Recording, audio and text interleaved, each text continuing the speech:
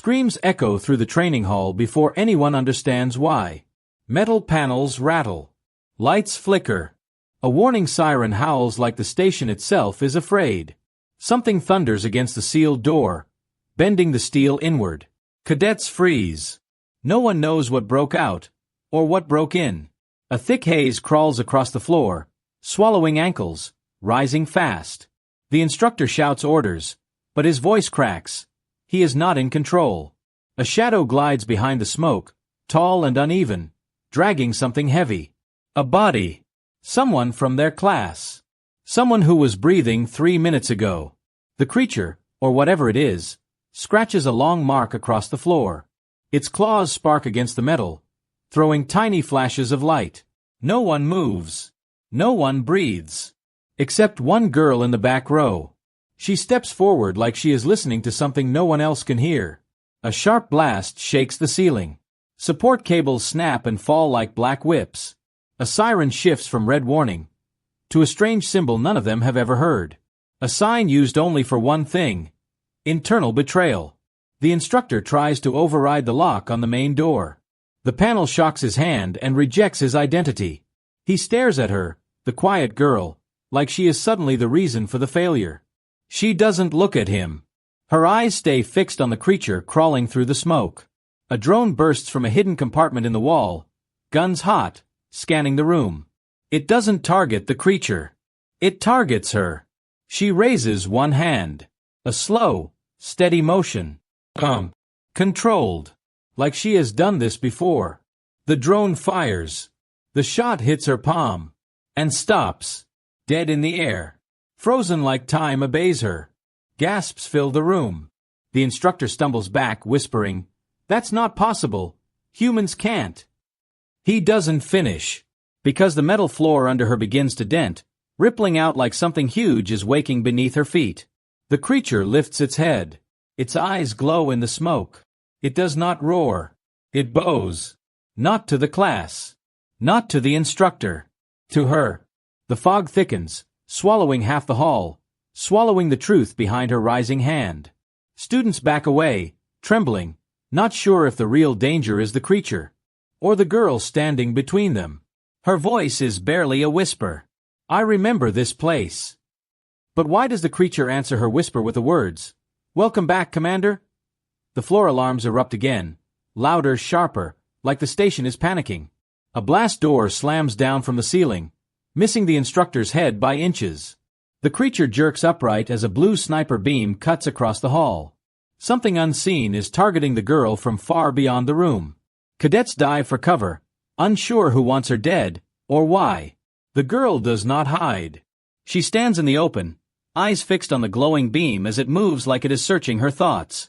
The creature steps between her and the beam, but the beam passes through its body like light through smoke.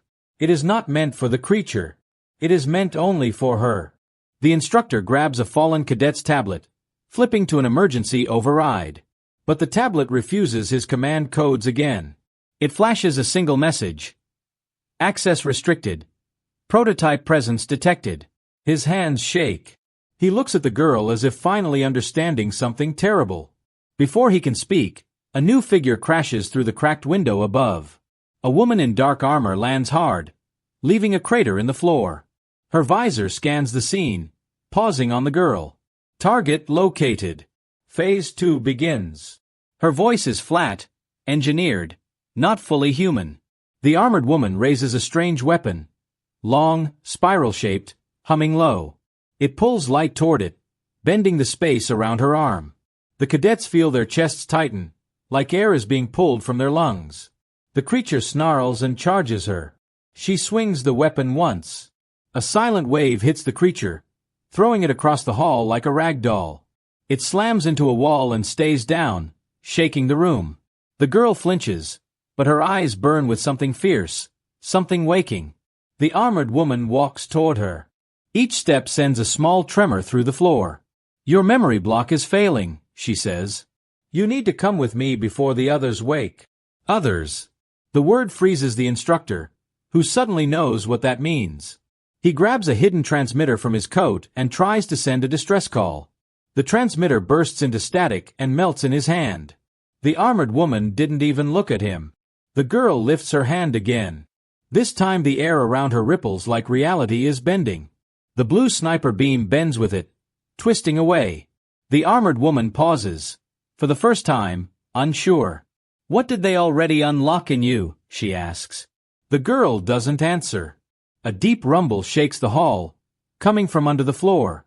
Like something huge is rising from beneath the station. Panels crack open. Lights die. And 12 unknown life sign indicators flash to life on the wall screen. Why do all 12 life signs match the girl's exact genetic signature? The lights flicker back on, but not in white.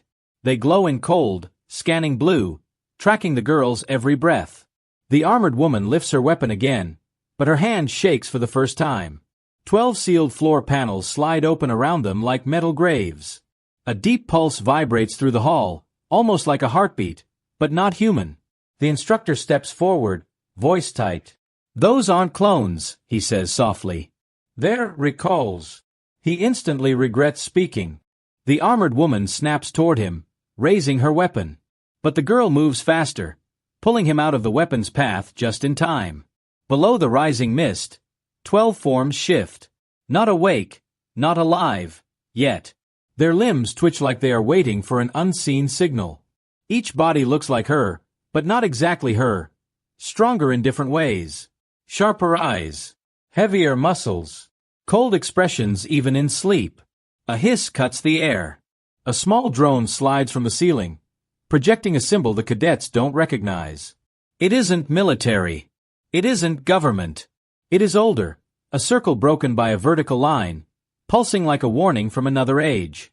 The armored woman lowers her weapon. Not out of mercy, but out of fear. "That symbol should not exist anymore," she whispers. "So who reactivated it?" The girl steps closer to the glowing symbol. Her heartbeat echoes it, matching the rhythm. She touches her chest as if something inside is responding. The creature, still weak on the ground, forces out one broken sentence. "Your real commander is awake." The cadets stagger back, horrified. Someone outranks the girl. Someone stronger than the armored woman. Someone who controls all 12 sleeping forms. A sudden gust of freezing air sweeps through the hall. The lights flicker again, but this time not in blue. In black. A blackout signal. Not a power failure. A forced wipe. Every door locks. Every panel melts into static. Every drone drops dead from the air. The armored woman tears off her visor and crushes it in her fist. "Listen to me," she says to the girl, voice raw. "You were never built to lead them. You were built to stop him." The girl stares at her, confused, angry, scared. "Who is he?" Before she gets an answer, the 12 bodies open their eyes at once. All 12 look straight at her. And all 12 speak the same cold, unified sentence. "Prototype 1, stand down. Your creator is here." The 12 copies step forward, and panic explodes through the hall. Cadets shove against sealed doors, screaming for help that cannot come. The instructor pulls the girl behind him, though he knows he cannot protect her. The armored woman raises her weapon, but the weapon begins to overheat in her hand. A low alarm starts counting down from 10. Something catastrophic has begun. The 12 look calm, patient, like they already know the outcome. Their eyes glow with the same color as the blackout symbol. "Prototype 1, they repeat, stand down." Their voices merge into one cold command. The girl does not move. A crack splits across the ceiling. Dust falls like gray snow. The creature drags itself upright, one arm hanging useless, but eyes sharp with warning. "Don't answer them," it rasps. "They only serve him." The instructor turns sharply toward the creature. "Who is he?" The creature opens its mouth to speak, but its throat closes as a black code flashes behind its eyes. Someone else is controlling even its voice. The armored woman curses under her breath. She taps her weapon's core, trying to stabilize it. "She doesn't know anything yet," she says. "And that's the only reason she's still alive." The girl hears the fear in her tone, and it twists something inside her. One of the 12 shifts aside, revealing a strange metal object rising from the floor. A pod. Old, rusted, yet humming with quiet power. Symbols crawl across its surface like living ink. The girl feels her heartbeat sync with it, stronger with every pulse. The instructor grabs her arm. "Don't go near it." His voice cracks. He knows more than he should. He knows something he refuses to say. The cadets watch in terrified silence as the pod opens. Inside is a chair shaped like a human spine, waiting, expecting. A place only she could sit. A place she feels drawn to. A place she fears she once belonged. The armored woman steps between her and the pod. "Don't listen to it," she warns. "That machine is how he controlled you before." The girl freezes. Before what? No one answers. Because no one is brave enough to say it. Suddenly, the station shakes with a violent impact from above, as if something massive has docked without permission. A shadow passes over the shattered window. Lights stutter, and a deep, echoing voice broadcasts through every wall at once. "Prototype 1, report to me immediately." The armored woman fires at the ceiling speaker, but the blast passes through like smoke. The voice keeps speaking, deeper, colder, as if it is inside every skull. The 12 copies drop to one knee, bowing toward the sound. The cadets scream as gravity twists. The air grows heavy, like a giant hand is pressing down. The girl feels her legs weaken, as if someone else is steering her body. She fights it, but something ancient inside her tries to obey. The creature claws across the floor, grabbing her ankle to anchor her. "Stay where you are," it gasps. The command is not complete yet. A sharp metallic click cuts the air. The instructor is holding a weapon, small, silver, shaking in his hand. He points it at the armored woman, not the girl. "You lied to all of us," he whispers. "You knew this day would come." The armored woman doesn't deny it. Instead, she flips a panel on her wrist, revealing a hidden seal, the same symbol from the drone. The cadets gasp. This is bigger than the station. Bigger than their entire training program. The girl feels the ground vibrate under her feet. Her copies rise again, eyes glowing brighter. They move in perfect lines, surrounding her in a slow circle. Not attacking. Positioning. The instructor fires. A bright pulse slams into the armored woman's chest, but her armor absorbs it. She doesn't fall. She barely reacts. Instead she says, "You should not have shown that weapon." And she takes it from him in one smooth motion. The girl's heart pounds as she stares at the weapon. She remembers nothing, but her hands move like they've been trained to use it for years. She steps closer, and the weapon lights up in her presence. The armored woman stares, stunned. "It recognizes you," she says. "No one else was ever allowed to hold this." The girl points it at the pod, not knowing why, only knowing it feels right. The pod symbols blaze, reacting to the weapon's light. A new voice speaks, nothing like the deep command voice. This one is softer, frightened, young. It comes from behind the pod. "Please don't activate that," the voice says. "I'm not supposed to be found yet." Everyone freezes. A small figure steps out from behind the cracked wall. A child with the girl's same eyes, same face, but younger. Terrified. Holding a data core glowing with forbidden code. The child lifts it slowly. "I know who built you," she whispers. "And he's coming right now." The ceiling tears open as a massive shadow descends. Too large, too close, and unmistakably alive. The ceiling splits open with a deafening crack, revealing a giant eye staring down. Not a machine eye. A living one. Wide. Golden. Unblinking. It scans the hall like it is searching for a missing part of itself. The 12 copies freeze, then bow even lower, shaking with fear. The girl grips the silver weapon tighter. Her hands tremble. The child version of herself crawls backward, clutching the glowing data core. The armored woman steps protectively in front of the child. Unexpected, sudden. "Don't let him see her," she warns. The giant eye contracts, like it is focusing. A beam of pale light sweeps through the hall, reading skin, bone, memory. The creature drops flat, trying to hide the girl under its broken arm. But the beam bends around them, like it knows exactly where she is. The instructor grabs a fallen drone and tries to hack it in panic. He mutters fast, desperate. "This shouldn't be possible. He was locked away. Locked outside. The girl hears him and steps closer. Who is he? She demands.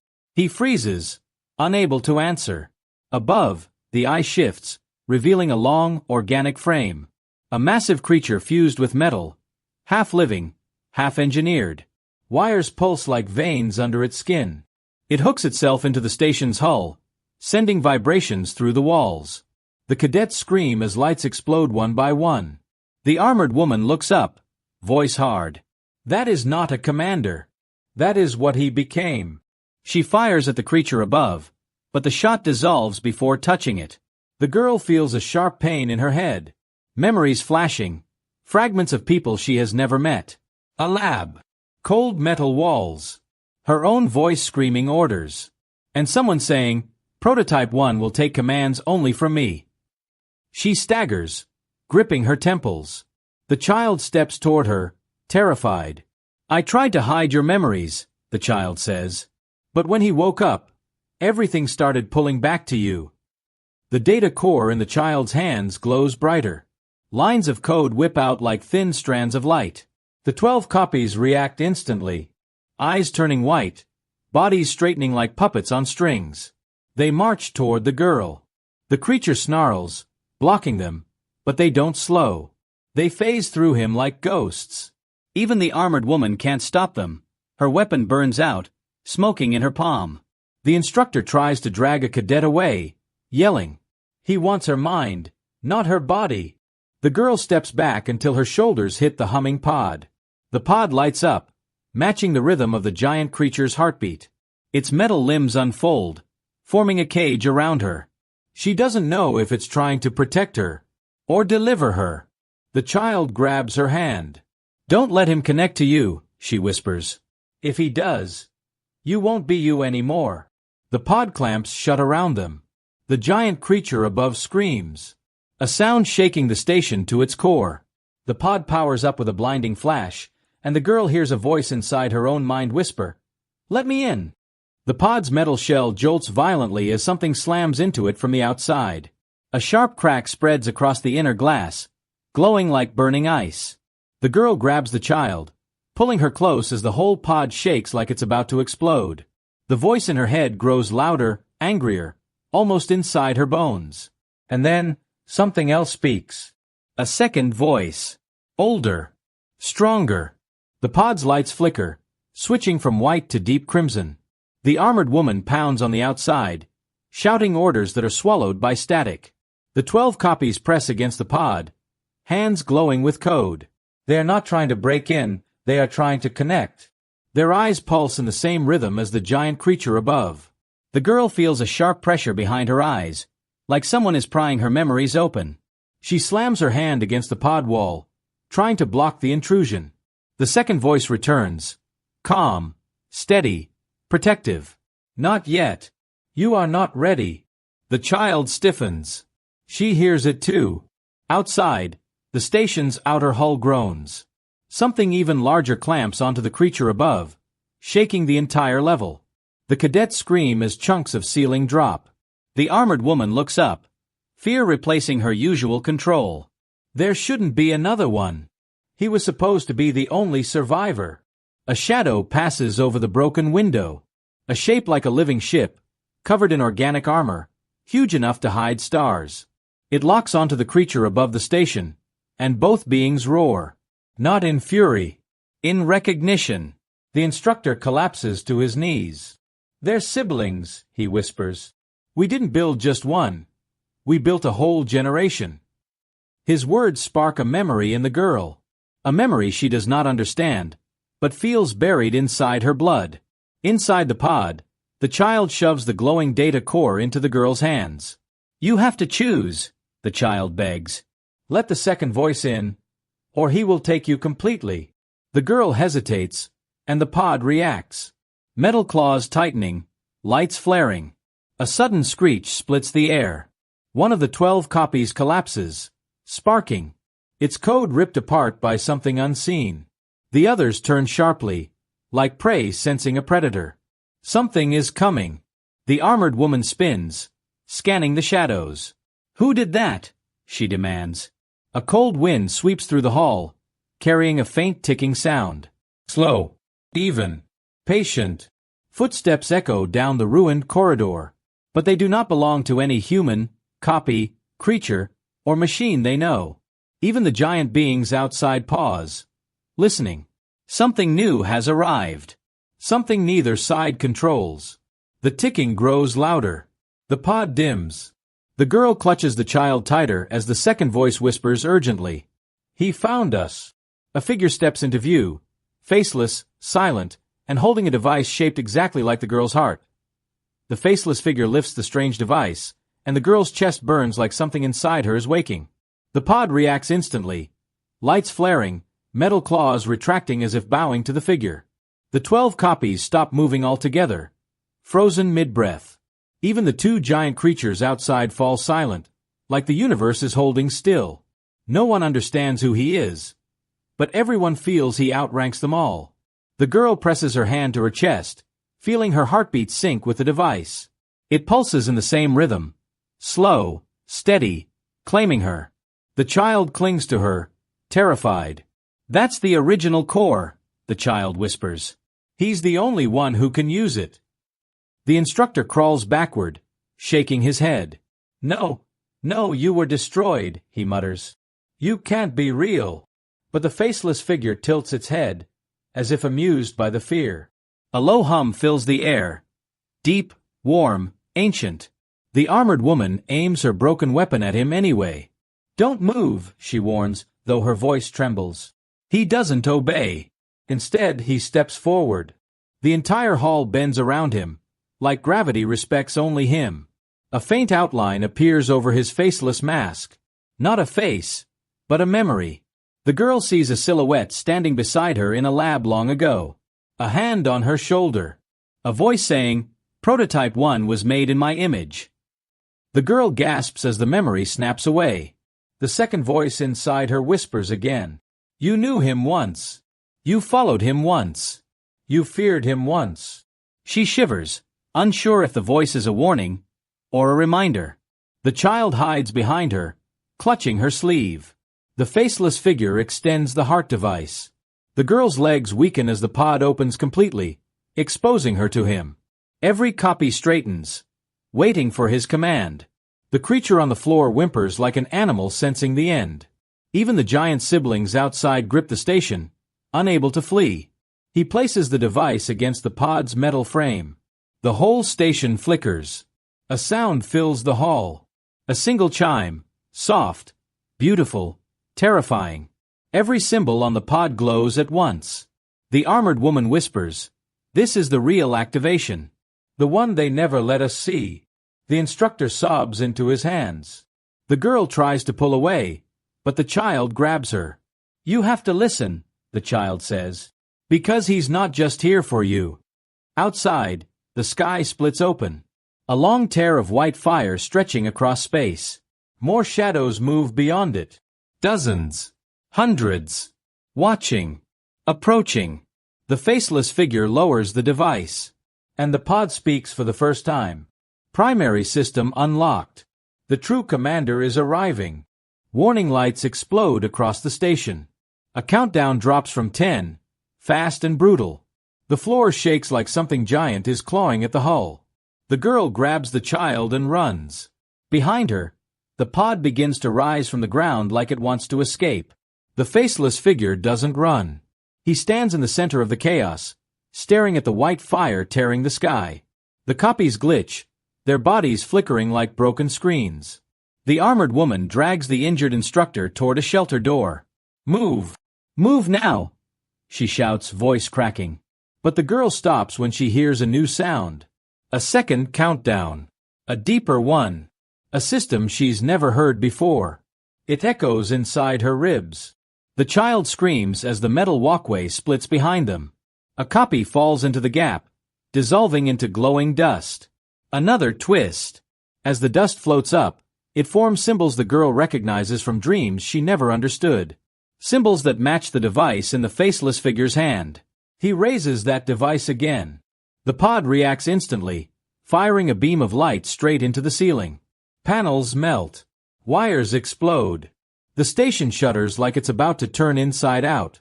The armored woman sees it and freezes. That beam, that's an override, she whispers. That means someone prepared for this day. Someone planned every step. She looks at the girl with fear. Not of her, but for her. Who controlled your memories? The girl doesn't answer. Because something worse happens. The second voice inside her speaks again. Not soft now. Commanding. You are not running. You are returning. She stumbles as her legs try to turn back on their own. The child holds her tighter, screaming, "Fight it! Fight it!" But the pull grows stronger. Like a magnet. Like destiny. Another twist hits. The instructor breaks free of the armored woman and runs toward the faceless figure. Not to attack him, but to kneel. He bows low, sobbing, "Commander, forgive my failure." The girl's heart stops for a beat. Commander. The word rings through the station like a verdict. The faceless figure doesn't even look at the instructor. He's staring at the tear in the sky. The countdown hits 2.